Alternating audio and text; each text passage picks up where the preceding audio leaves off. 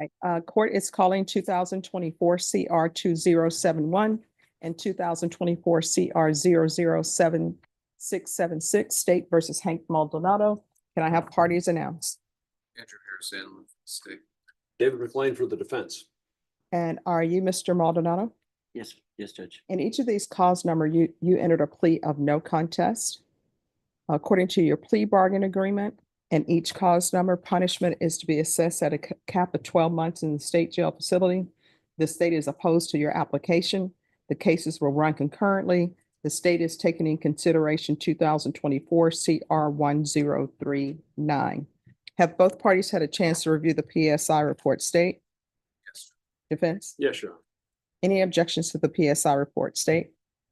Defense? There you are. All right, state you're opposed. Why? Reading the PSI, it seems that Mr. Maldonado is still in denial about certain things. The first is his history of drug use and whether that constitutes a problem. While I am not qualified to say whether someone is addicted to substances or not, it does seem to me that 3 arrests over a period of 10 years for illicit substances, 1 case leading to a person being sentenced to confinement, seems to be serious negative outcomes that the persistent engagement in those behaviors would seem to indicate an addiction. Mr. Maldonado does not seem to have a good track record of appearing when he is required to do so. His previous controlled substance case, he was ultimately revoked and sentenced to 2 years for the resisting and evading cases for which he is still pending. He failed to appear on December 1st of 2023. So going back to 2011 or going back to 2023, Mr. Maldonado seems to have an unfortunate tendency to not take his commitments to the court seriously. And based off of that history, it doesn't seem like he's going to be any more committed to meeting these requirements today. All right, defense? Your Honor, on behalf of my client, I reviewed the PSI and the TAP. The TAP evaluation seems to indicate that he does not have any kind of serious drug or alcohol problems. They were recommending basically urinalysis, not even an outpatient program. I think he's addressed those issues. In all candor to the court, we had a PSI set for Mr. Maldonado and he did not appear and he did take off for quite some time. I've talked to Mr. Maldonado about it and he is basically just terrified of going to prison. That's really what it boiled down to.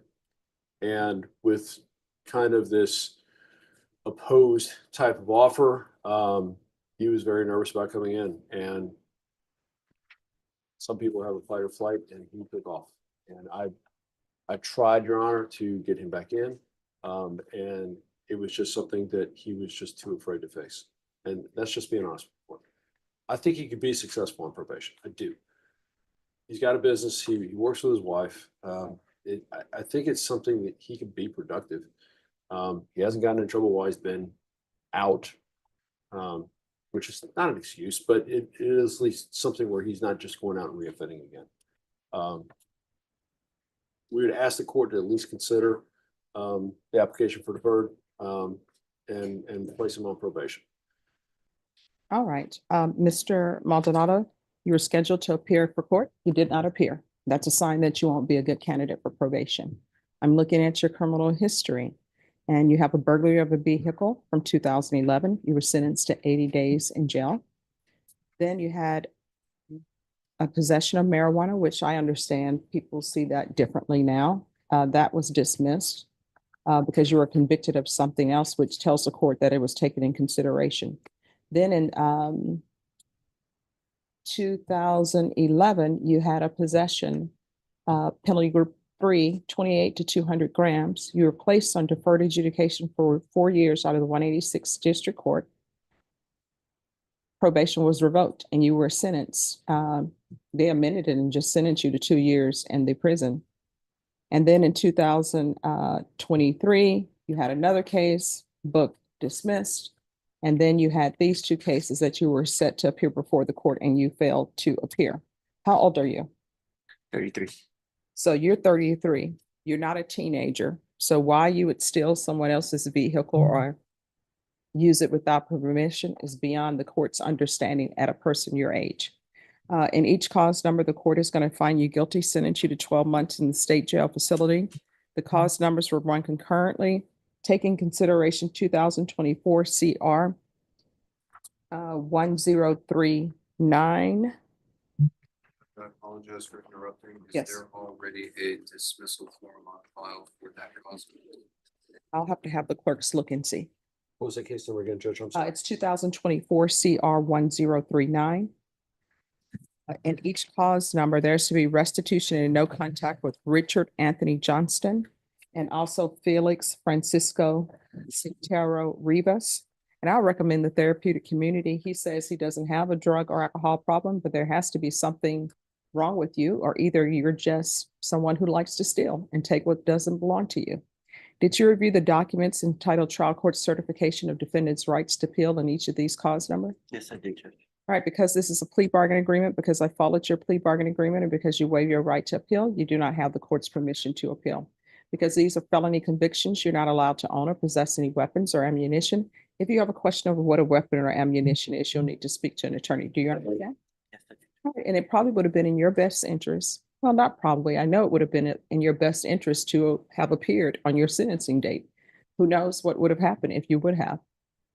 All right, good luck to you. Thank you, Judge. You're welcome. Thank And your other client, Good luck. Conferring with Ashley on that. Yes. Yes, Your Honor, we are conferring, there is a new offense that has occurred. I am trying to reach out to the complainant on that offense. Just waiting for a call back. You can have just a little bit.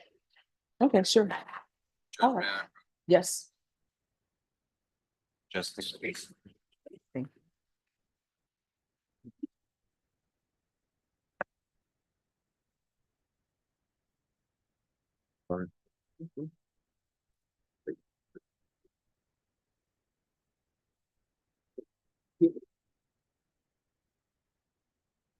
And I'm just gonna put a couple of things in the Odyssey, then I'll give you these files. Judge, may I have your excuse? Yes. Thank you. You're welcome. It's interesting how people mess their situation up right before sentencing. Oh, yeah. It's just like, all you have to do is show up. I would always tell my clients, and I know he does too, hey, you know, we have a shot. But we're not gonna have a shot, maybe if you don't show up. I think it was with you, Judge. I had a guy. He was looking good for deferred, even though he got drunk and shot at the bar. It was a closed bar, whatever. Mhm. The day before, I think it was you, asked him, when's the last time you had something to drink? Cause you know, and he's like, yes. And he had all kinds of sympathetic stuff. Like Yeah. I actually thought he was gonna get deferred, but you know, I mean, obviously that was the wrong answer. That was, Yeah. you know, you can't be, you know, after all that, you're drinking while you're on probation or while you're on bond. It's Yeah. right before the court. It was, You would think It you'd was be just- like, I'm not going to drink or do anything. I'm going to get my life together because I want to present the best me for the court, you know? well, I told him, I said, well, you just drank yourself into prison. I said, I think that had you not had that drink, you might well have gotten Yeah. deferred. I said, you know, it was, because he had a very sympathetic story other than that, but obviously didn't learn anything because we he was still drinking. I had another guy went out, the night before his PSI, he ended up starting to have a couple drinks in Houston. Then it turned into some blow. Then it turned into a chase with the police.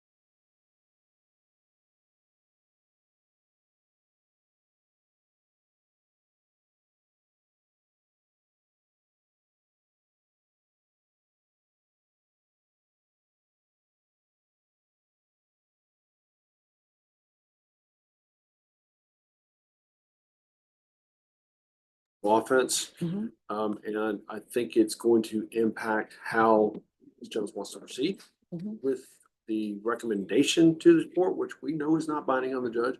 Yeah. But we'd at least like to have some sort of recommendation where maybe we can have both cases taken care of. All right. I'll have you all come back on the 22nd. 22nd. Mhm.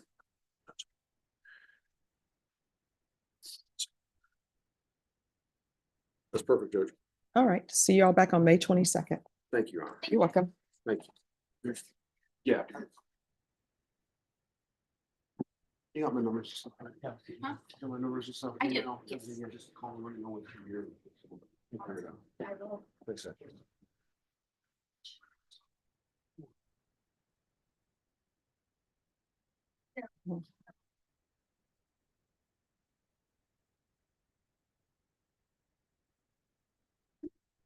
I make the last one, it was great. We move this is.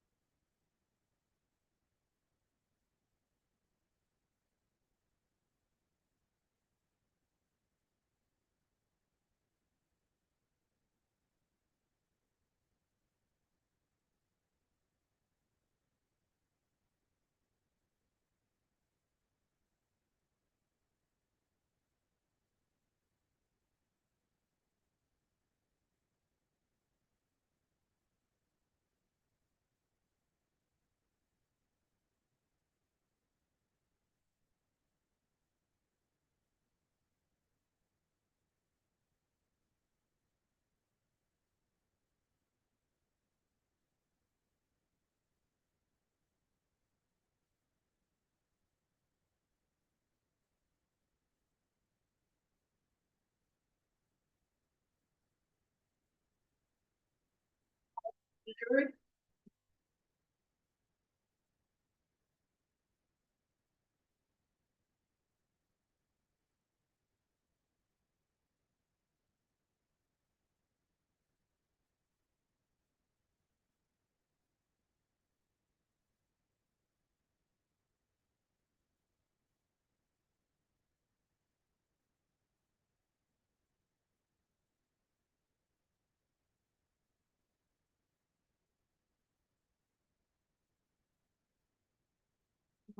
seated?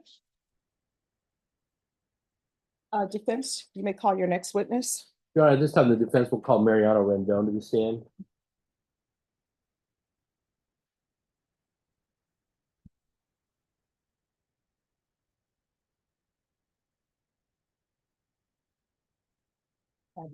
Take that square microphone and put it on your shirt. Can you raise your right hand? Do you solemnly swear from testimony you give will be the truth and nothing but the truth, so help you God? Yes, Your Honor. All right, you can lower your hand. Make sure you keep your voice up so that the members of the jury can hear. Yes, Your Defense. Honor. Thank you. Defense, you may proceed. Can you state your name for the record? Mariano Rendon Jr. Are you a resident here in San Antonio, Bexar County, Texas? Yes, sir. Bear County, Shannon. Where were you born? Midland, Texas. And where did you grow up there in Midland? Yes, And where did you go to high school? Midland High, in Midland, Texas. After high school, what did you do next after you got out of high school? I had a brief started college, and then from there I just took off to the Army. I left the Army Okay. Where were you stationed in the military? in Fort Benning, Georgia, with Fort Stewart Detachment and Fort Hood. Okay. And while you were in the service, did you have an accident doing like rappelling? Yes, I did. Okay. And can you describe how you were injured? My rope broke. I was 16 feet in the air, and I fell like a banana head first, injuring I had traumatic brain injury. L3, 4, and 5 are bulging, and my left leg is numb, my upper leg. Okay. And do you get disability pay from the U.S. Army? Yes, sir. Now, when did your wife purchase Joe's Volcano or El Volcan? About 8+ years ago. And at that time, was it already operating as a club at the time that you guys had taken it over? It was operating, but it was transitioning. We made the transition from what it was before to a different genre of music. What was it before? It was hip hop and that category. Okay. And what kind of music did they play there at El Volcan? Regional Mexican cumbias. Okay. And part of the things that you do is like you guys sometimes have live musical acts that play there? Yes, we either have promoters or we did our own live acts Okay. with Tejano music and regional music as well. And do they also have like recorded music that plays some nights? Yes, on Saturdays, that's always a DJ recorded music. Okay. And what you're there all the time, kind of when they're during operation, is that fair to say? Friday we check in, and Saturday I was there. During the week, the staff, my wife, my kids, they run it. Okay. But you try to help out on the weekends when the club is kind of the most busy time? for Yes, that? I'm basically the host. Okay. And what do you do as the host? What is your job there? For me, it's eyes on deck. Just walking the perimeter of the dance floor, walking the club, just walking with or without a security guard or without, just reading the people, reading the body language, reading the hats. We don't allow hats to go backwards because to me that's starting fighting or something. So we read the crowd, or if there was new people or guests, I knew 90% of our customers one-on-one. I mean, just overall, I wanted to be the point to call in the radio and hurry, there's a problem, it's over here. And then you would also spend a lot of time like greeting people that you knew that were there, like your past guests and people like that. Yes, for the most part, every Saturday was the same crowd for the most part. Okay. And you had seen Tina Jimenez and Pablo Rodriguez there quite often? Tina started about 5.5 years ago. I think she had her husband passed away or something, and then she started going there. Pablo and his friends had been going there since we bought it. They had their own section where they put all their beer buckets and drinks, and the two stools where Tina and Pablo would sit, or Tina and other ladies would sit in that area. And you had spoken to them at various times in the past, is that correct? Pretty much every Saturday. So whenever you see them, you greet them and things like that? Yes. And like, we see what's been marked as states to the three and entered into evidence. And this is a photo of you and him, kind of just, you and Pablo just kind of posing and be in a friendly manner. That's the norm. That's if you were to say that, show that picture to anybody, it's the norm. I'm one-on-one with everybody. I want to know everybody. Okay. And that's part of, that's part of your, getting to know your customers and treating them right. Yes, sir. Okay. And is it important for you that El Volcan is a safe place for people to go? I want our business to be the safest place where I could take my wife. Right. And if I could take my wife to our place, then I would feel safe for anybody else to take their family members to our place. And one of the problems sometimes, like if you have a club that becomes unsafe, then it's kind of like a magnet for the bad people and like a anti-magnet for the good people, and that hurts your business. Is that correct? Yes, that's correct. Specifically, going back to August the night of August 19th and then the early morning hours of August 20th, were you there present in the club that day? Yes. And at some point, did you have like an encounter with Pablo Rodriguez before all this stuff happened, maybe around midnight? Yes. I know my customers. I know their demeanor. I know one-on-one. This particular night, I didn't know it was his birthday. I didn't know anything other than I was wearing a baseball cap, and I literally didn't wear it the rest of the night because I had an issue with it.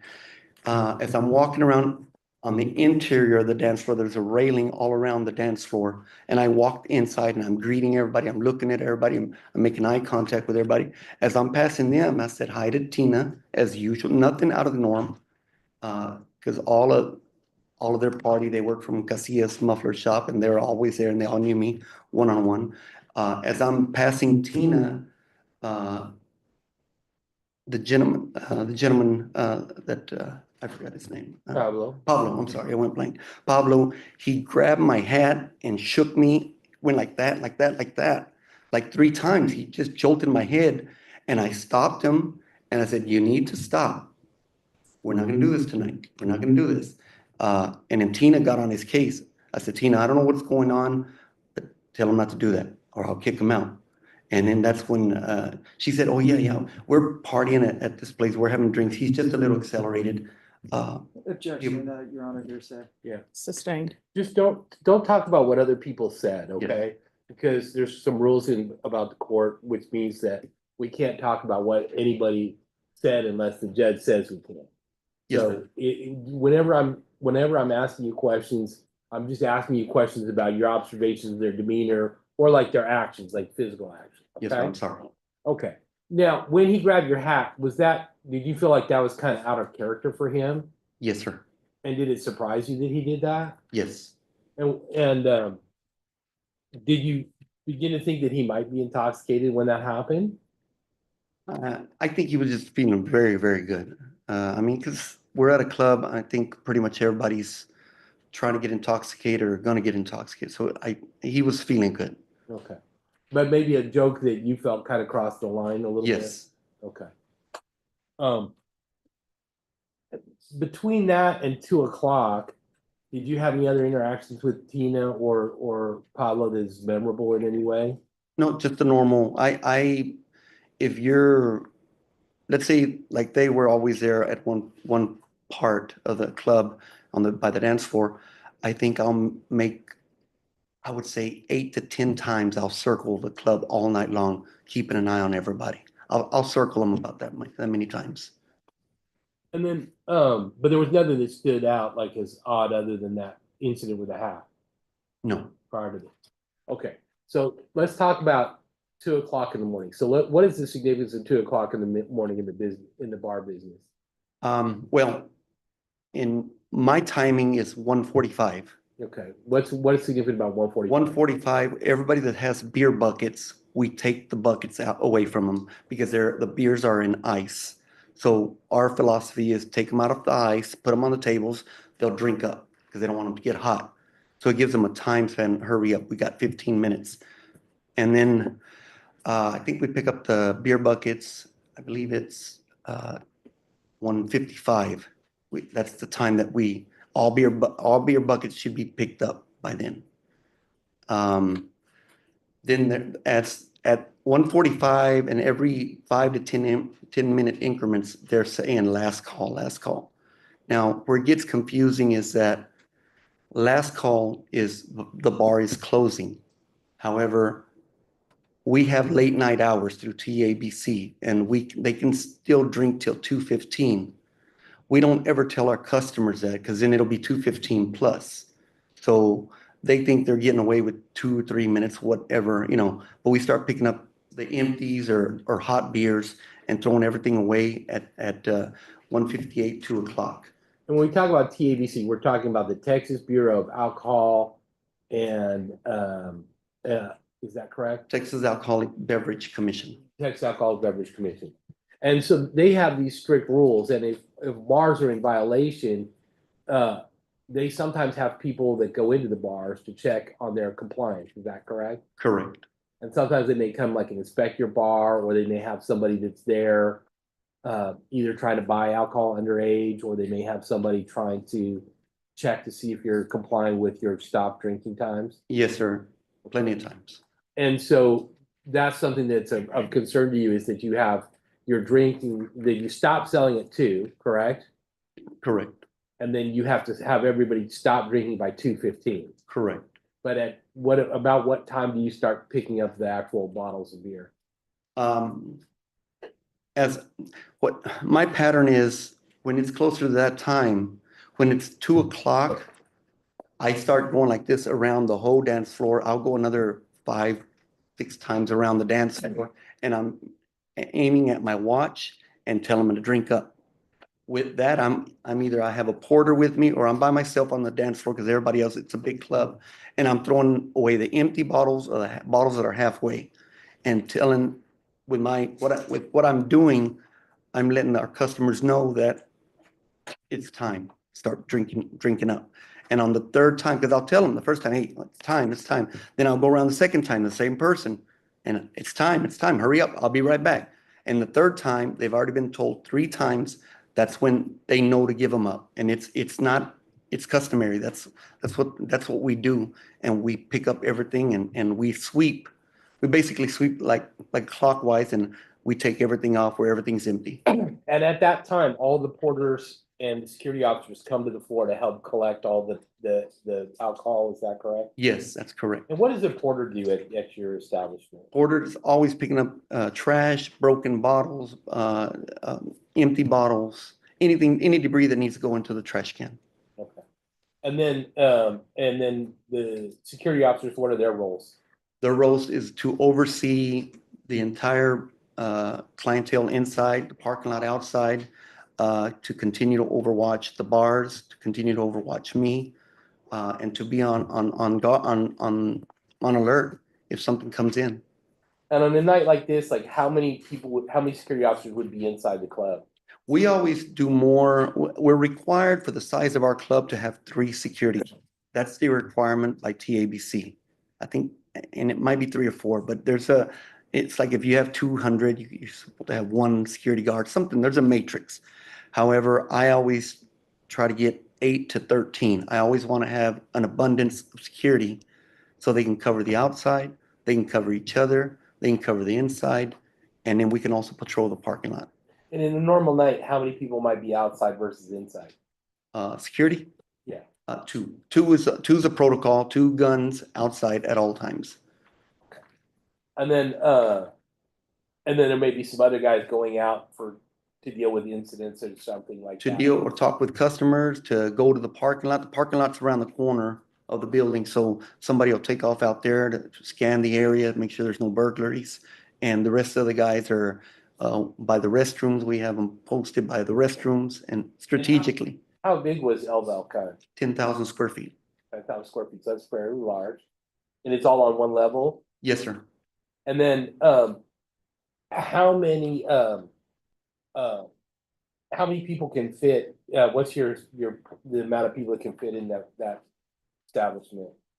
I don't know if it was 860, from the upper 800 to lower 900. I don't know I can't remember the exact number. And that's a lot of people, right? Yes. Like on a Saturday night like this, about how many people would be in El Volcan at a time? We're known for the safest club, so I mean, we'd get to the point where it wouldn't be how many we can put in, is how many people are going out. That's how many people we let in. If 6 people left, 6 people would go in once we hit our capacity. And then, on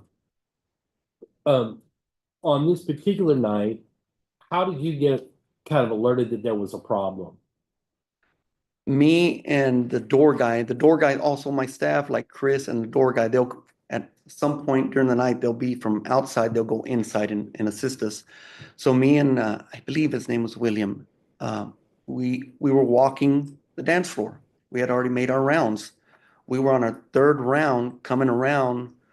We were probably 40, 50 feet away from where Tina and Pablo were sitting. In their area where they normally sit.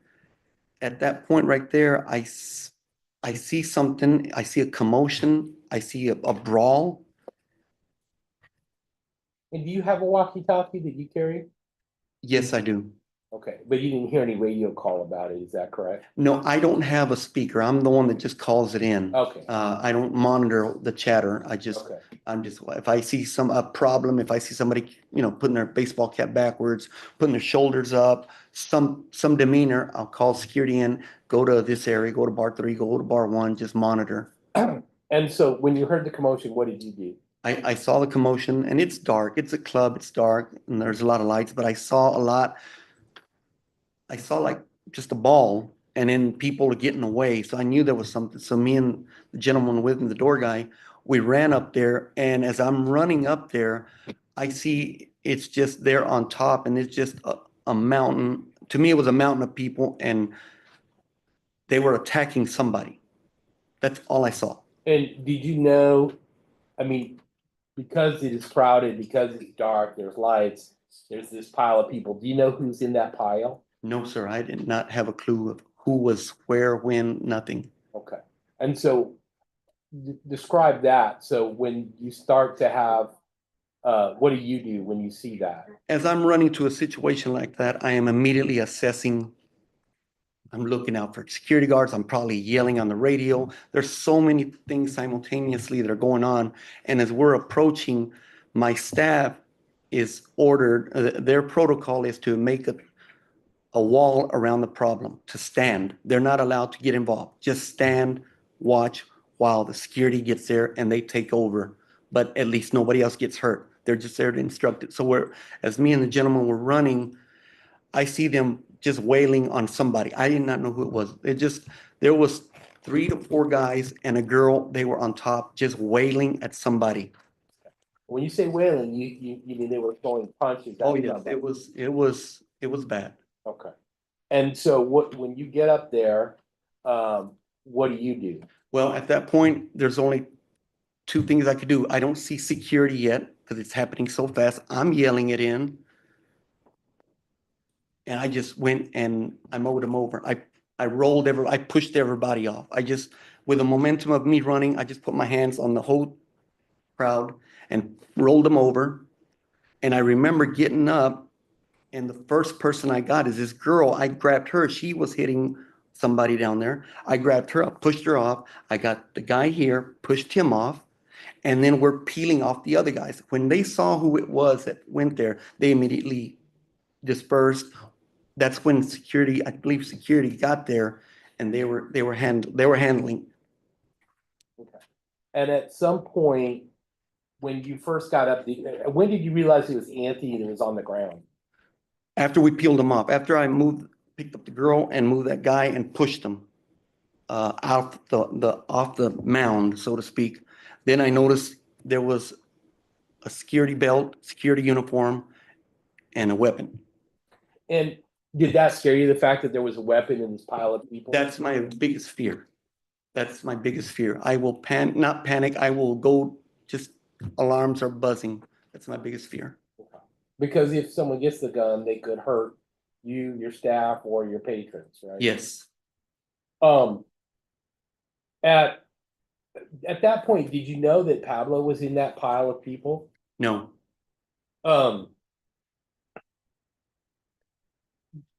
So after that happens, at some point, you kind of get everybody off. Is that fair to say? yes, And we saw the video. We see the video that somebody took with their camera, right?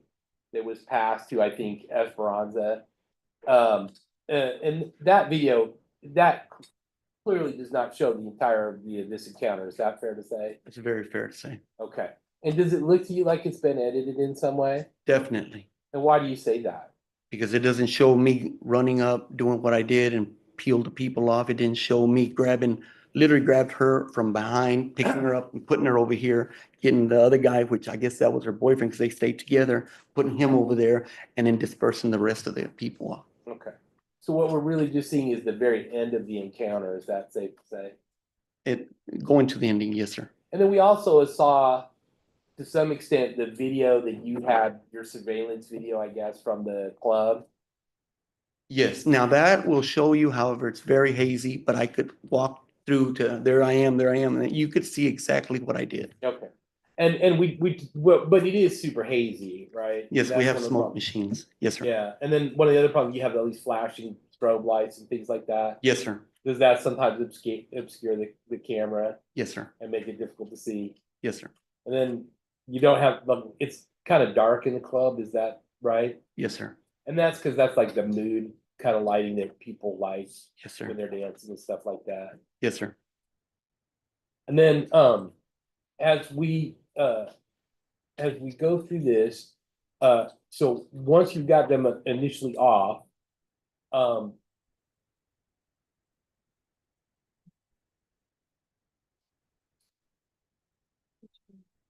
let's start with the overall. No, yeah, the surveillance. We do that on this. Yeah, just stop.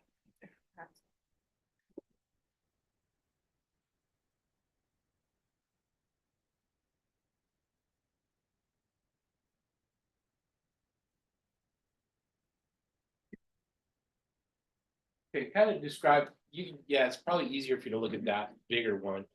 And then just if you need to move your microphone or if you need to say something, just turn around. Yeah.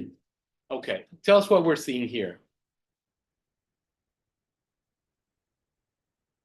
If you could play it a little bit, just a little bit, so I could just get a grasp of where I'm looking at.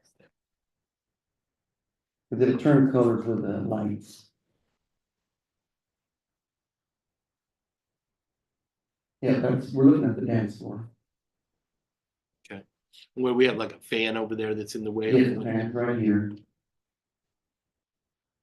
Tell me when you see something that's significant.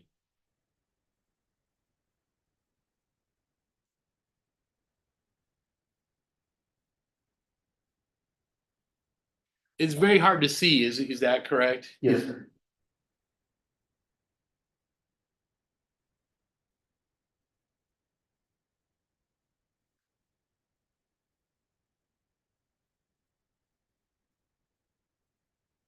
Okay, you can back it up right there. Now I know where I'm at. I think I'm in the white shirt.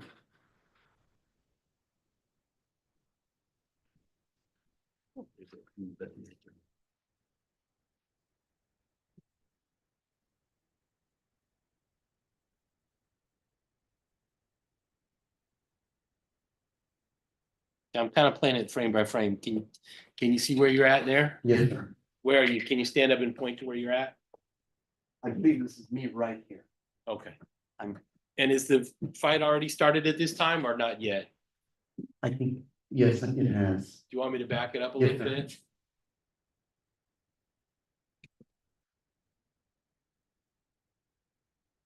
Just kind of frame by framing through this. And you just tell me when you want to, when you see yourself.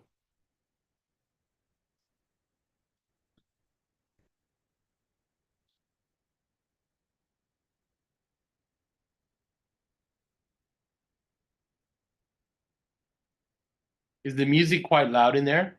Yes, sir. And in fact, throughout the entire encounter, we see some people on the other side of the dance floor, and they don't seem to be aware of what's going on at all. Is that correct? Correct. We see them actually dancing. What about strobe light?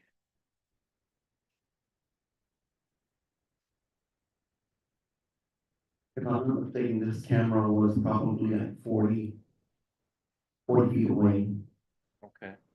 You see where you're there at all, or not yet? Not yet.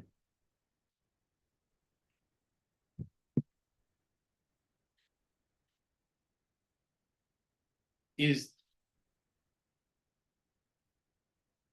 there something? Well, let me just see what that person.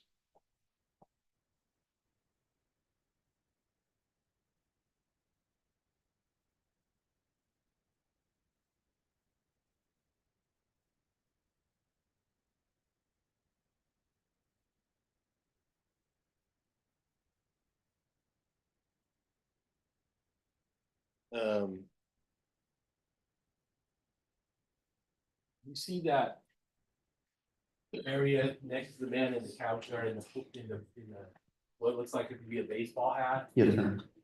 Is that the struggle that's going on?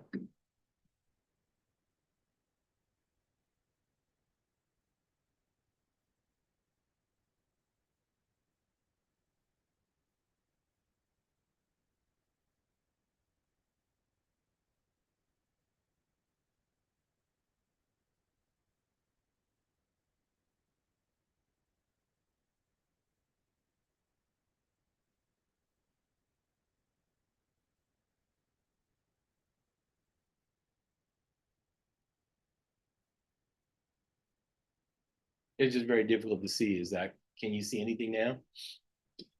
I don't think it's happening yet.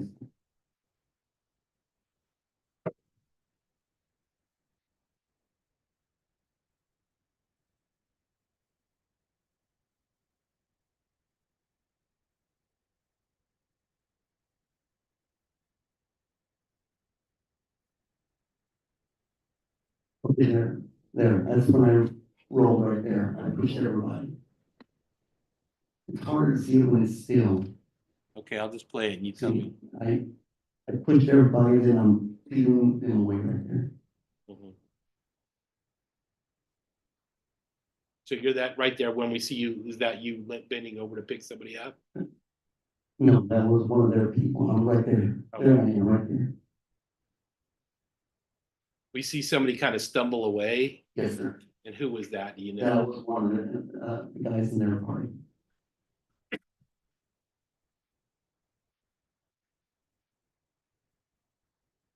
We see people struggling there. That's where, yes, I'm in contact with a couple.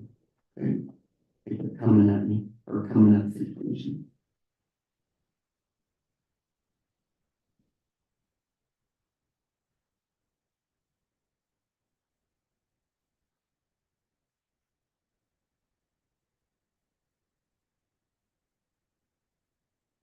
Okay. Is there anything else you think we need to see from there? If we just play it full off and from the beginning, that way I can. I'm just gonna play it at full speed and you tell me what you see. Okay. And from this side, it's very hard to see.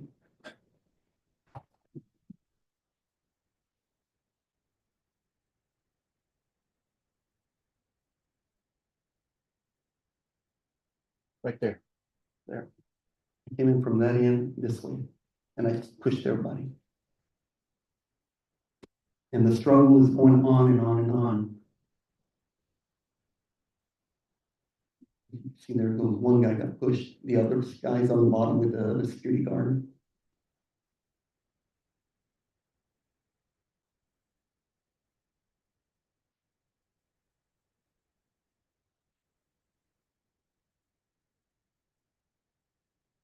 And that's where I'll push them, because it's still going on. I've already made it one-on-one with the security guard, but these people kept coming. So at least we got a perimeter waiting for the security guards. Okay.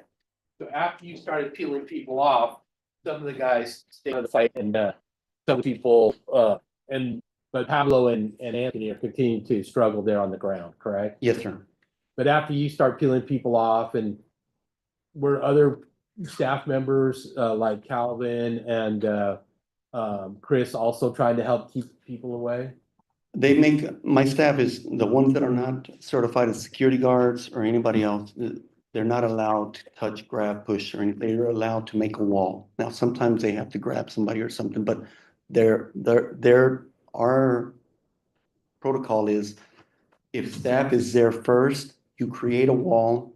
You're telling us, here we are, instead of, we don't know where you are, they're over there. So now we see our staff, half circle, or two guys, they're waving us in, like an airplane, they're just waving us in. And then that's when we all get there, everybody gets there, whoever comes first, either I or security guards, just whoever could come assess and do something in the situation. Okay. Now, during this period of time, the female is continuing to come and approach you multiple times. Is that true? Yes, that's correct. When you first, let's talk about the people. You said there was, how many males were on top of Anthony when you first arrived? I believe it was 3 plus his nephew and the girl. And I remember the girl because it's rare to see a girl fighting with guys, and she was hands-on. Okay. And so at some point you saw her hands on, and then at some point, Carlos, her boyfriend, is trying to like pull her away, and she keeps coming back to the fight, correct? Yes, sir. At some point, did she make contact with you physically? Yes, one of the times that I pushed her back, another fear is I have somebody I'm dealing with here, and takes priority because he's a licensed armed security guard. So my priority is here, and then I have somebody just continuously on my back. One of the later times that I pushed them back is she made contact with me and scratched my neck part. May I approach the Yes. issue with remark states number 9 and 10? Do you recognize these photos? Yes, sir. And what are those photos of? Of my back. Of your back, and is this photo 10 is your back and photo 9 is your neck? Yes. And when were these photographs taken? That night when we got home. Okay. And your wife took these photographs? Yes, because she saw him. She goes, "Hon, you're scratched up." I said, "Well, I know she made contact with me, but I didn't think it was bad." And there's a period of time where you're like we see on the other video that's been admitted into evidence, we see you talking to the police officer and your shirt's all kind of undone and like that. Is that because you were showing the officer the injury? I don't remember. But if that, you remember why your shirt was all undone when you were talking to the police? Well, because they were yanking it from behind. Okay. And these photos 9 and 10, they accurately represent how your neck looked when you got back to your house? Yes, sir. I'll tender to the state and move to admit states. Our defendants 9 and 10. No objection. All right, defense exhibits 9 and 10 is admitted That without motion, objection. sir. Yes. Well, let's talk about the injury we see in number 9. Do you believe that was caused by the female? Yes. And the photo we see the scratch on your back, number 10, do you believe that was caused by the female? Yes.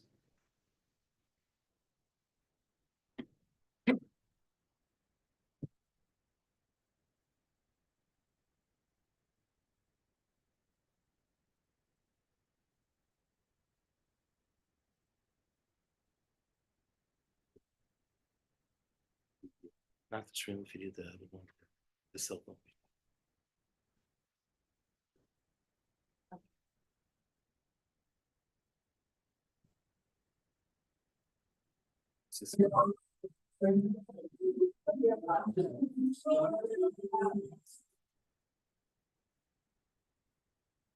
Okay, now, when we start this video, Is it apparent to you that this video is only capturing the part of the altercation? Yes. And yes. what tells you that? Because if you see my video, even though it's hazy, you could position those two when I'm standing up and when I'm pushing them. If you were to position those two and back up and forward, there's plenty of video that's missing.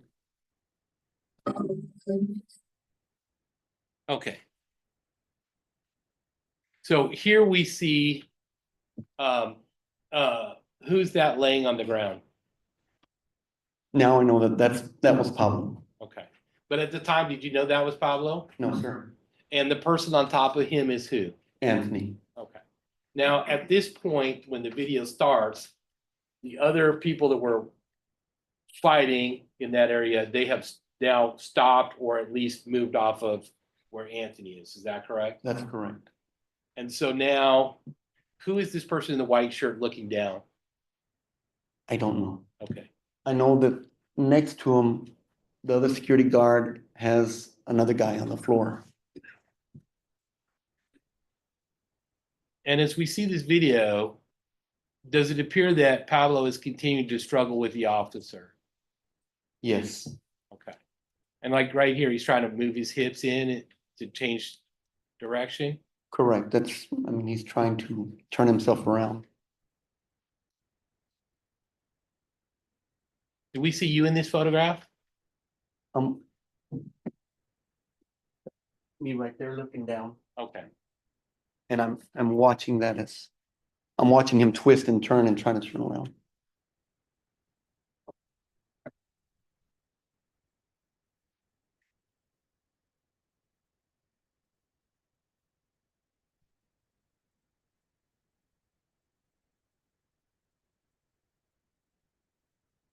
What are you doing right here as we see you moving forward? I'm dealing with that couple, that girl and that guy, and waiting for security. Like I said, it's milliseconds that all this is going on.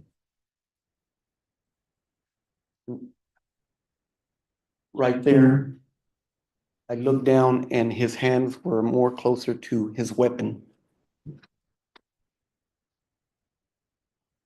Okay, and now is where we see you actually do like a knee drop on him. Is that correct? I put one knee on his stomach Okay. And why did you do that? because his hands were touching the holster. Okay. And were you concerned at that time for Anthony's safety and your safety? I was concerned for everybody's safety. I did not want to have a massacre in my club. Okay. And then as you're dealing with this, we see you starting to get up. Do we see the female coming back towards you?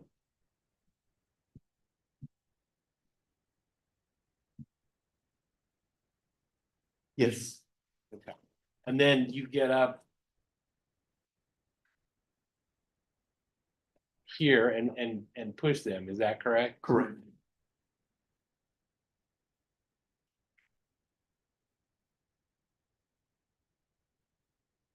And we see you push him again. We see an object at the bottom of the frame. You know what that is? That appears to be Anthony's hat or somebody's black hat.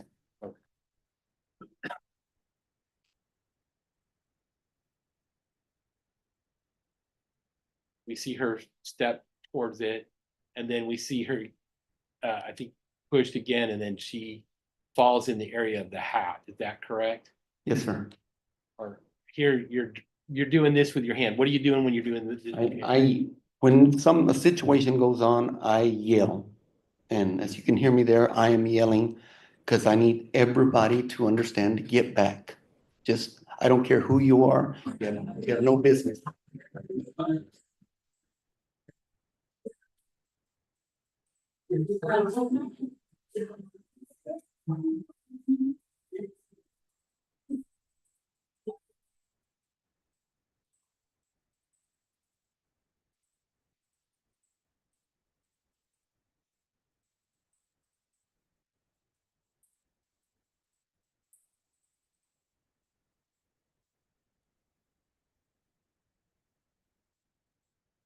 So here we see some items here on the area on the floor. We see the hat. Do we know what those other items are? On the very bottom if you can see that little white rectangular thing, it's about a rectangular right here. This right there. Mhm.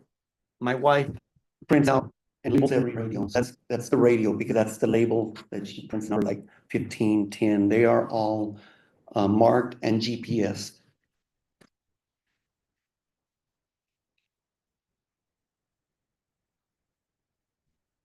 Now, in this picture, we can't see the people. Is the struggle continuing during this period of time? Kind of blocked by these other people? I think the security guards they should be, they'll be coming up from that end. And then this is the time when you push the girl and the guy, I guess the third time, is that correct? Yes, because if you can see the distance, they're closer than the previous times. They're real close to what's going on. Where the hat was at, that was far away. Where, Okay, and she falls in about the direction of where the hat and the radio is. yes, sir.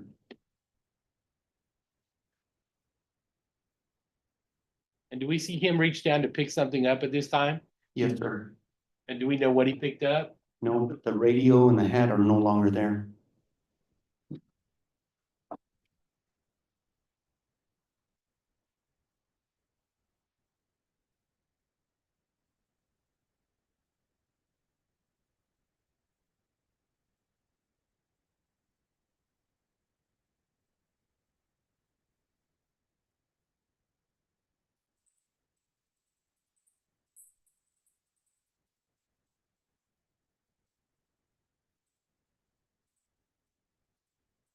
When you look back there, we don't see the hat any longer. Yes, sir. No hat, no radio.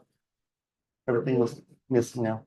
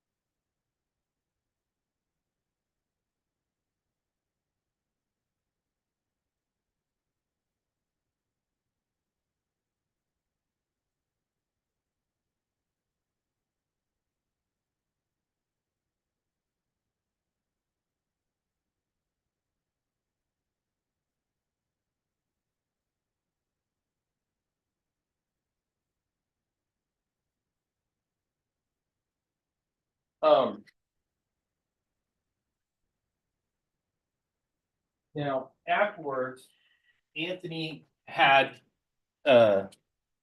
what, afterwards, there was, an effort. Part of your thing is if you have an incident where staff people get hurt, you guys want to document that, is that fair to say? Yes, sir. Okay. And,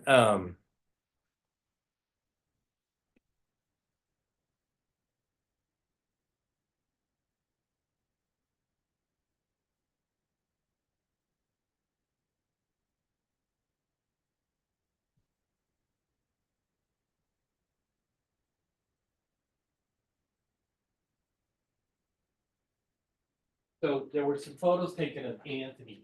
Had you seen these photos before? You can take a look at them. What's been marked as Defense Exhibit 7. Let me go through these real quick. Defense Exhibit 7, 5. Let me put them in order first.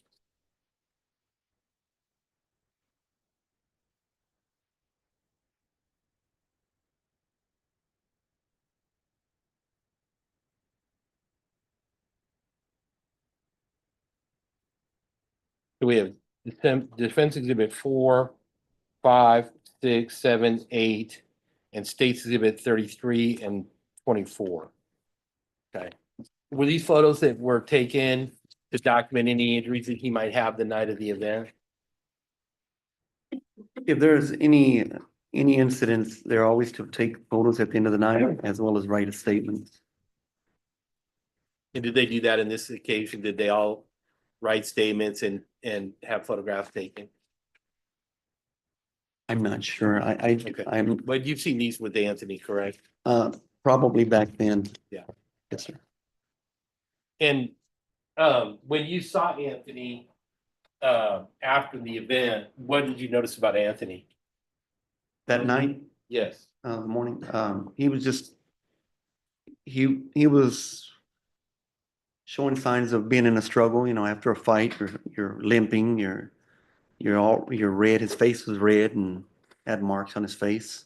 Did you notice anything abnormal about his uniform? Well, that, some of his gear was stripped off. And was there, at some point were you informed that the radio was missing?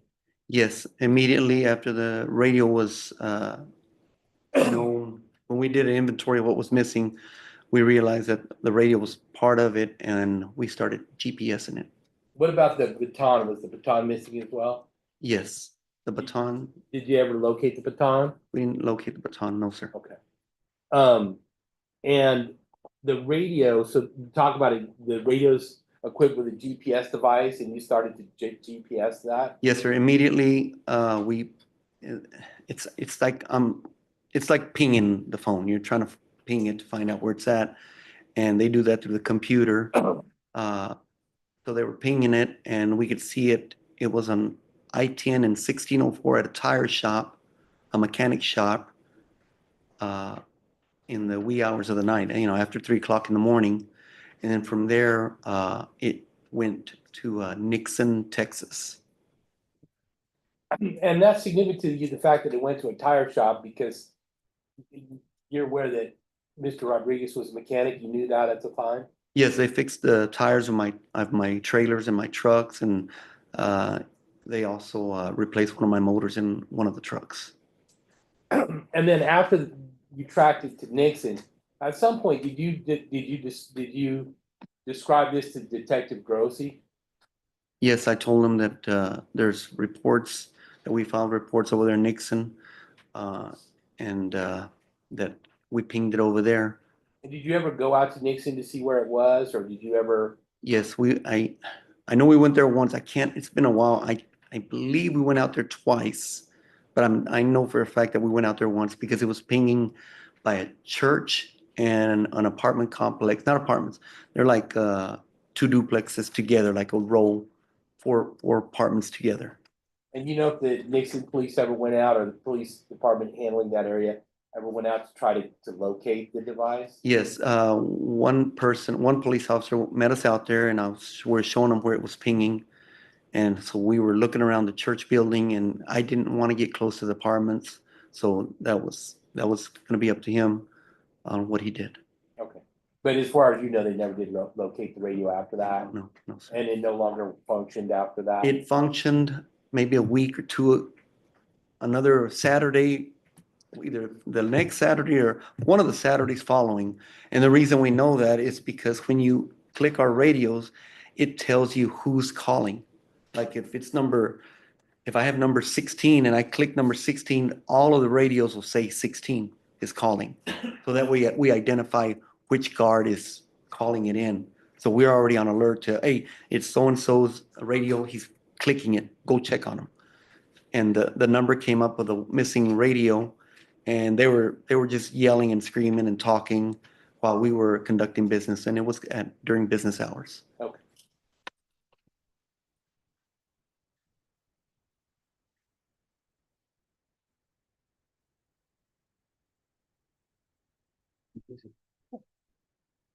John, I'm gonna show definitive definitive 1, 2, and 3. I've already tendered these to the state. We're gonna ask that they be admitted. I believe there's no objection. Any objection? No objection. Right, defense exhibits 1, 2, and 3 are admitted without objection. And is there a camera at the entrance exit door?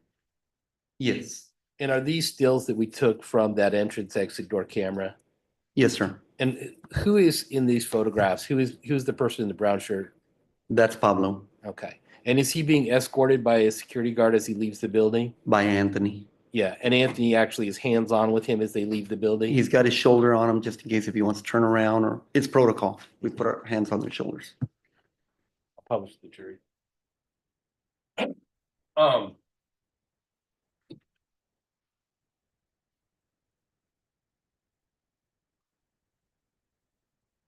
Before this incident happened with Pablo,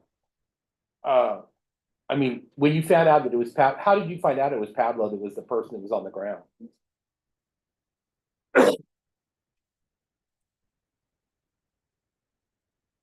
I don't remember. When, did you find out that night or another night?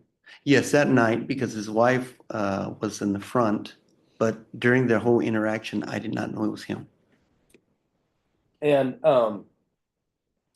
there were some people that you knew were involved in the fight, but did you know the names, addresses, and phone numbers of these other people that were involved? No, sir. Okay.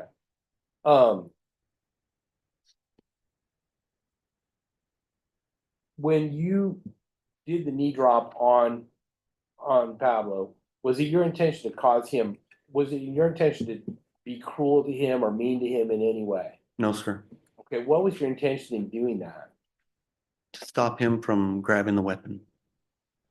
And did you believe at that time that you were defending yourself and defending Anthony?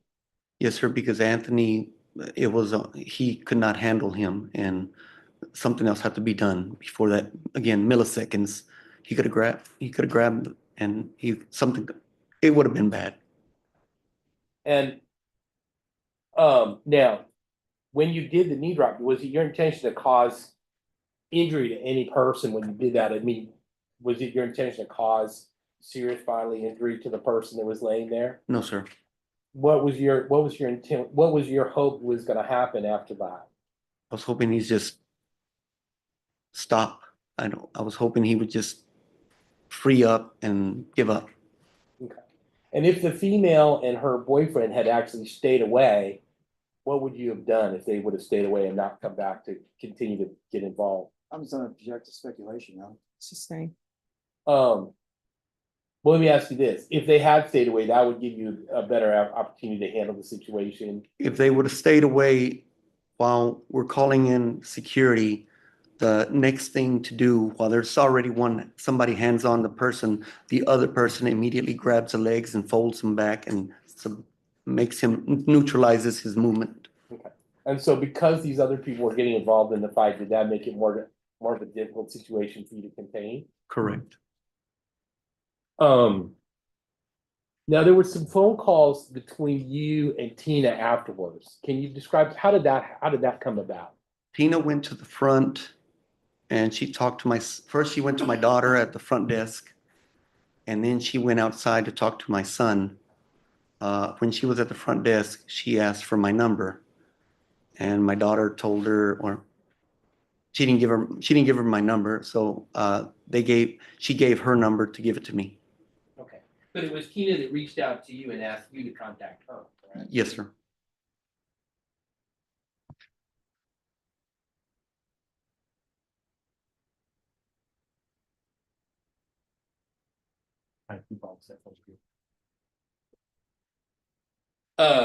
And then you had a couple phone conversations with her, is that correct? That's correct. And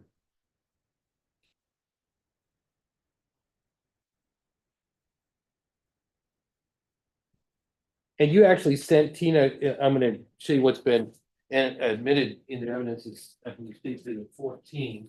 Did you actually send Tina a copy of the video that was on Facebook? No, I didn't. Okay. Read that. It is on his nephew's Facebook, and it is clear on it. Okay. But is that a video that you sent her? I don't know if I don't think I sent her the video. I think I sent her a screenshot. Oh, a I don't screenshot. remember, because her nephew or the girlfriend, they were just saying a lot of negative stuff about us on Facebook. So in this text, you're saying, it looks bad over here as well. a security guard was beat up real bad. Let's work together and figure this all out. What was your intention in sending that text? Just to help each other out. We're friends. I Yeah. didn't want it to go further. And you said you are my family and I value you very much. Yes, sir. Um,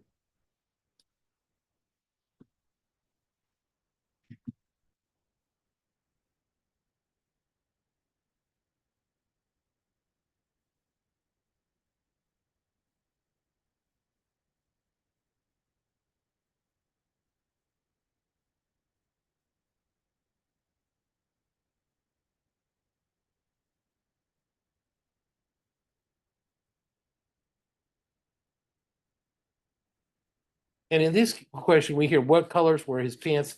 I'm trying to identify. At some point, are you trying to identify the other people that were involved in the fight? I was trying to identify everybody And why were you trying to do that? because I wanted to know who those other guys were that were fighting so we could ban them.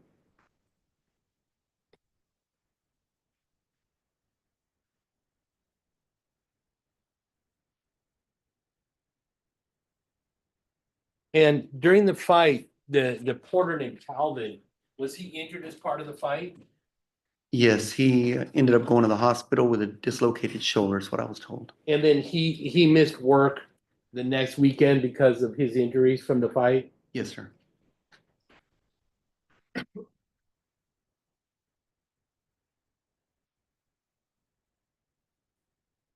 At some point, was she trying to did you feel like she was trying to get money out of you? Yes, the conversation from us trying to help her started going toward, well, Pablo needs to get compensated. So then it was no longer help. It was like, okay, now it's more, she's talking more of a settlement instead of helping each other out. What do you mean by helping each other out? Well, I mean, I was just trying to do the friendly thing and work together. Let's figure this out because it happened and let's just work on it. Let's work it out. I'll pass on this. All right, ladies and gentlemen, do you all need a short break?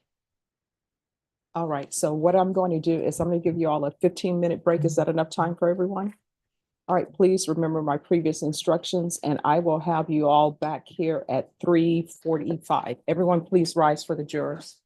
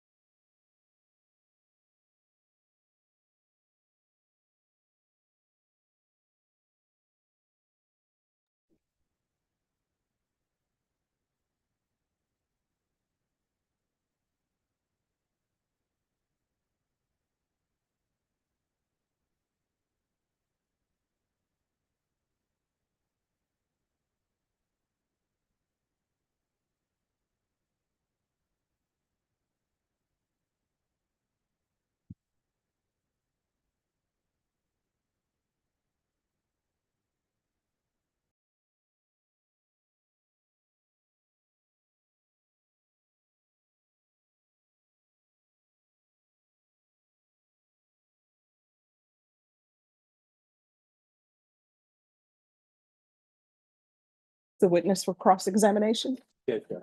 All right, state you may proceed. Thank you, Your Honor. Mr. Rendon, one, you've never spoken with me or my co-counsel, have you? No, sir. Okay. One, this incident all happened on August 20th, 2023, is that right? Yes, that's correct.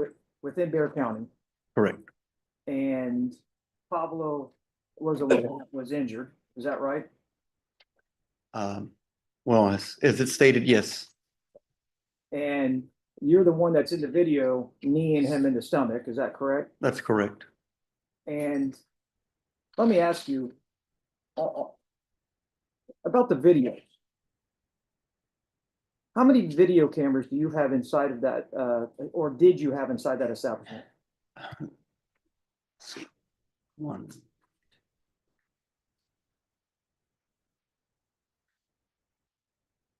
Outside Wi-Fi video cameras, about 6, because we had to have one on the roof as well. Inside. Let's see. At that time, I don't think we had the Wi-Fi video, and if we did, we probably just had one. We had the hardwired video, the one you would buy like at Sam's or Costco, and it was hard to, yeah, it's hard to keep it on the internet, on the Wi-Fi as well. How many cameras did you have on the inside of that building? Let's see, one.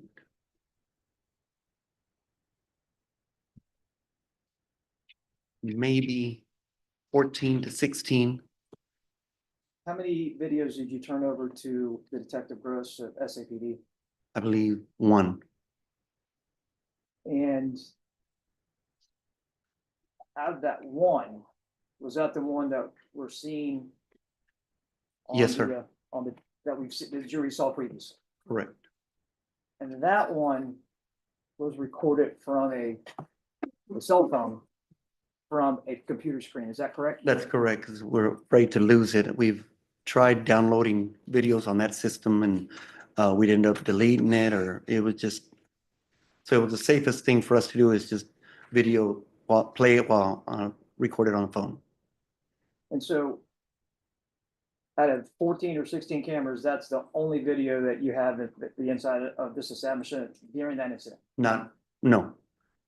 That on the dance floor, that was the only one. The rest of the cameras were for theft. For the employees, we had probably, from 4, 2, 3 on the bars, on top of the bars, on top of the registers for theft, for both from the employees or from customers. Well, yeah, okay, employee theft, that's a big deal in a business, so I understand that. So for instance, why didn't you turn over the camera of the bartender cutting Pablo off at the bar? I was the one doing the cameras, and I didn't know that I just didn't do it. I don't know why. I mean, you're charged with aggravated assault, serious bodily injury, second-degree felony, Correct. and you don't think that was important? I didn't know that. I just didn't do it. I mean, I thought it would be just, I thought the detective would do his due diligence and resolve the case. Resolve the case, meaning not file it? Yes, correct. Because the video that we see you kneeing Pablo in the stomach didn't come about till several weeks later. I don't recall. You don't recall. Well, that's what the testimony of Tina was, that she received it from somebody that actually gave it to her nephew's girlfriend, and then they forwarded it to her. You heard the testimony, right? Correct. Yes, sir. So several weeks later, that's when that video surfaced. You kneeing Pablo in the stomach. Okay. The other video of you pushing or shoving Esperanza, that's the video that was uploaded to your website, the Facebook. I object. These are statements, not questions. All right, that'll be overruled. I'm asking you, that video that you actually sent in this, a screenshot of it, that's the Facebook photo or video that Esperanza posted of you shoving her. Correct. Right, so that video is the one that you had the next day? Because she was upset, right? She was upset because she sent me a message to the point where she wanted us to take off the video of her walking out because she was embarrassed the way she was dressed. That's what, Speaking of that video, you're stating, or tell me if I'm wrong, with the testimony you stated earlier, you're saying that possibly her boyfriend, Carlos, actually picked up the radio or something. I mean, that's what I understood from your testimony earlier. Is that correct? well, the radio was there and he'd been down, then the stuff wasn't there anymore.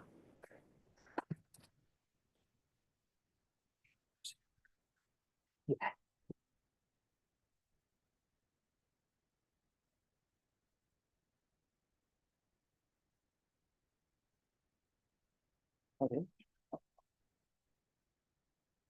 Yeah, but this has been one. Sorry, Your Honor, my co-counsel telling me I might have it in evidence, so. Yes, right here. This is them leaving after the incident, right? Yes, sir. Okay, go ahead and play, it, please.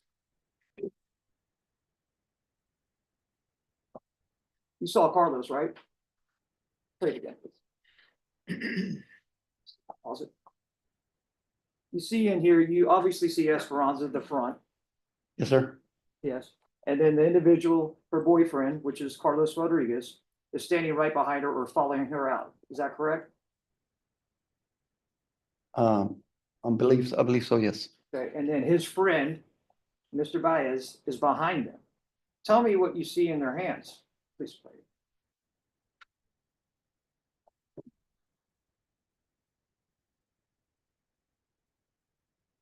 I just see a baseball cap. A baseball cap. Correct. Where was the radio? He could have put it in pants. He could have put it in his bag. I don't know. If I would have known, I would have got it. But it's your allegations is that he stole the hat and No, also, sir. I'm sorry, but you It's said what the earlier- video said. The stuff was there. He bends over. The stuff is not there no more. I don't know if he took it or not, but he bent over to pick something up. But in front of this jury, you just stated that it's a possibility that he's the one that picked up the radio and took it. Yes. Okay. And after seeing this, are you still saying that? Yes, I don't know what he did with it. If he did get it, I don't know if he put it in his pants or I don't know. Still a possibility in your eyes? It left the premises at the end of the night. Because at the end of this video, play it a little bit.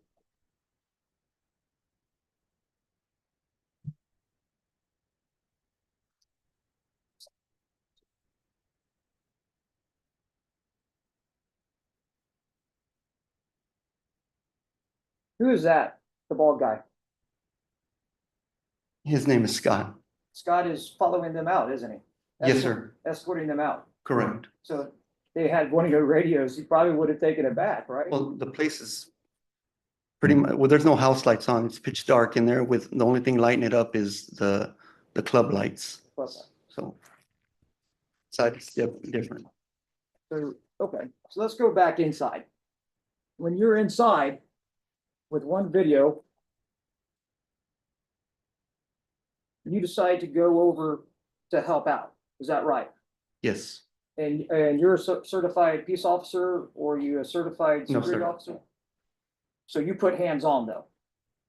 Yes, sir. And you believe, tell me if I'm wrong, you believe that by law, you can stop anything by any means when it's inside your club. Yes, I was a license holder.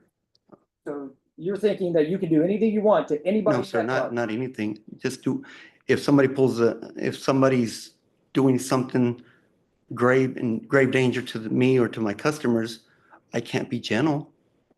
You I can't can't be ask, gentle? I can't ask them, hey, please leave, please put it up. I understand that. I mean, so a knee to the stomach as hard as you can and sort of grinding it in, is that being maybe too? I didn't aggressive? grind it in. I put my knee in his stomach to give him some time to pause and think of what he's doing because his hands were around the weapon. I'm sorry, you say you put. Oh. Did you put your knee or did you slam it down into his stomach?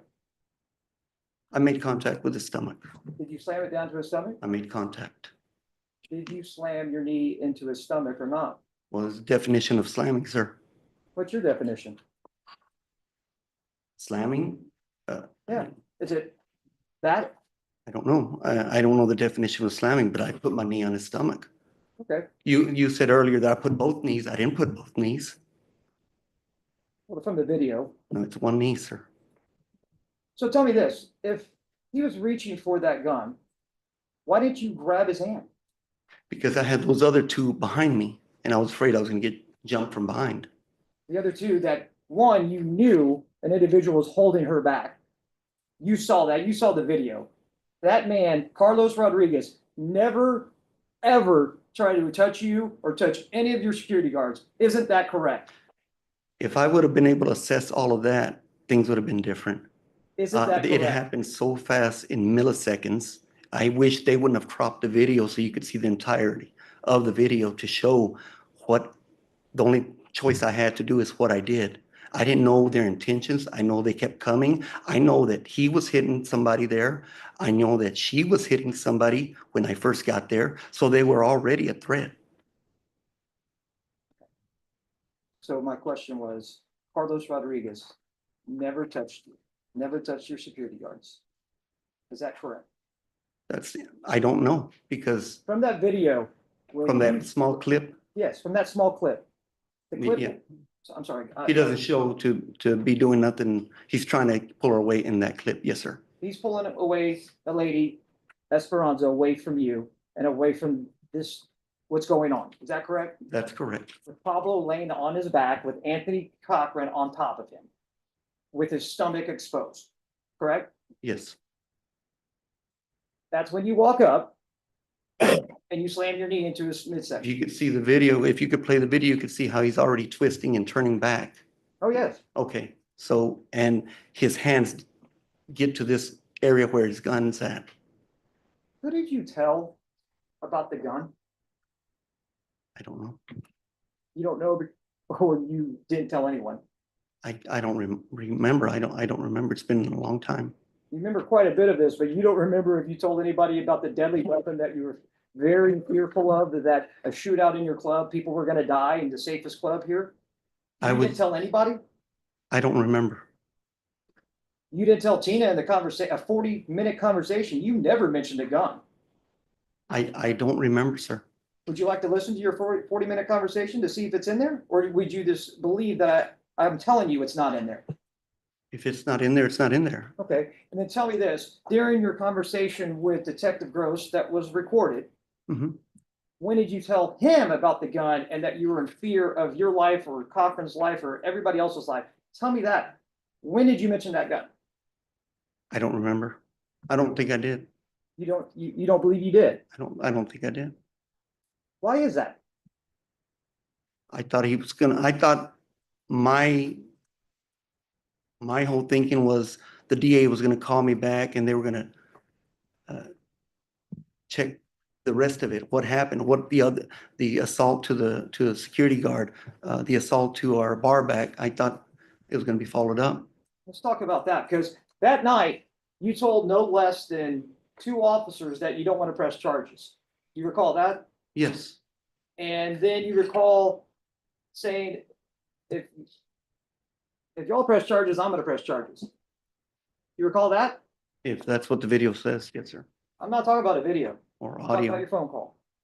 If the phone call says it, and it was such a long time ago.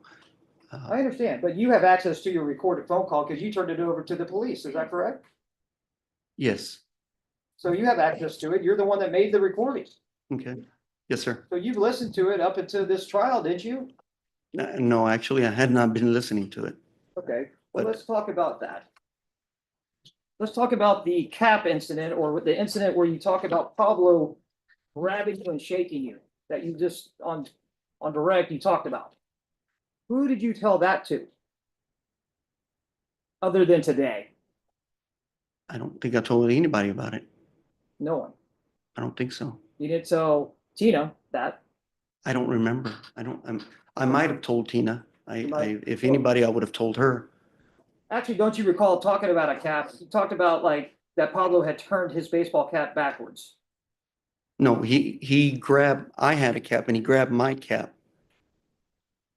Okay, well, if I'm telling you in your phone conversation and I can let you listen to it if you like, that you speak about that you tell Tina, your husband turned his cap back 3 times. I told him to turn it back around. He knew that we don't allow that in here.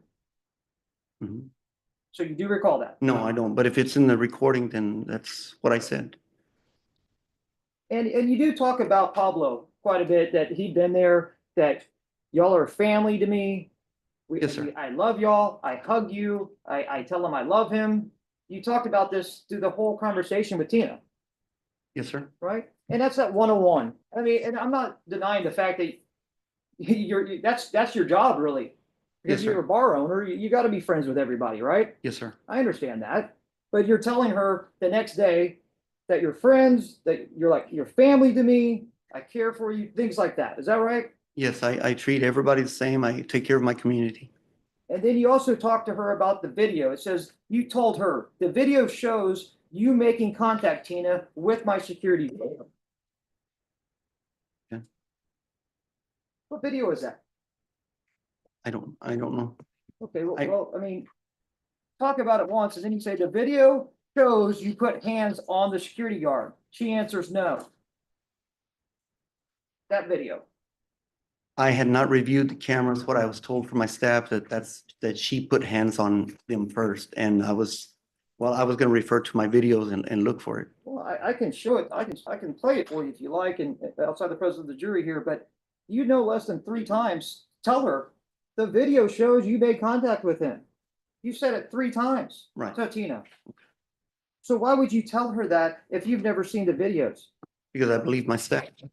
And this was a few days later. We're off Mondays. We're off Sundays. We're off Mondays. So during the week, we need to go research that video.